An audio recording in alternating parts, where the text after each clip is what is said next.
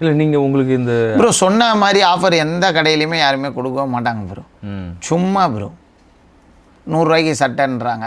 இஃபான் video போட்டார் தம்மா, இதே MC ரோட்டில் இஃபான் ஒரு கடைக்கு எல்லாம் வீடியோ போடுறாரு.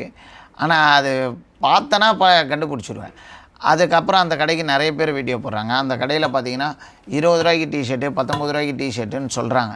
ஆனால் அந்த கடைக்கு கூட்டம் எங்கெங்கேருந்தோ லாங்கிலேருந்து வருது. வந்தக்கப்புறம் என்ன சொல்கிறார், மத்தியானம் 1 மணி வரைக்கும் தான் லைனில் என்ன இல்லைங்க, இவ்வளோ பேருக்கு தான் லிமிடெட் ஸ்டாக். இதெல்லாம் யூடியூப்பில் சொன்னாங்களா? யூடியூப்பில் சொல்லும்போது அப்படி சொல்ல 19 ரூபாய்க்கு டிஷர்ட்னா அது 10,000 பேர் வந்தாலும் 19 ரூபாய்க்கு டிஷர்ட் கொடுக்கறதுக்கு தானே வச்சுருக்கீங்க.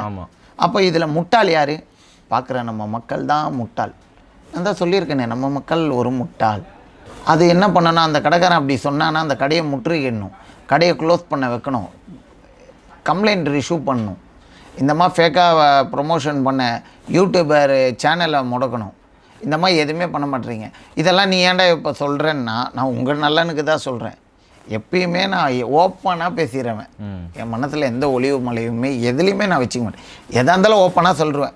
நான் இப்பயும் சொல்கிறது வந்து நீங்கள் நல்லா இருக்கிறதுக்கு தான் சொல்கிறேன். இதில் எனக்கு எந்த யூஸும் இல்லை. நானும் ஒரு கடைக்காரர் தான். அலைய வைக்காதீங்கன்ற. அலைய வைக்காதீங்கன்னா வைக்காதீங்க, அவ்வளோதான்.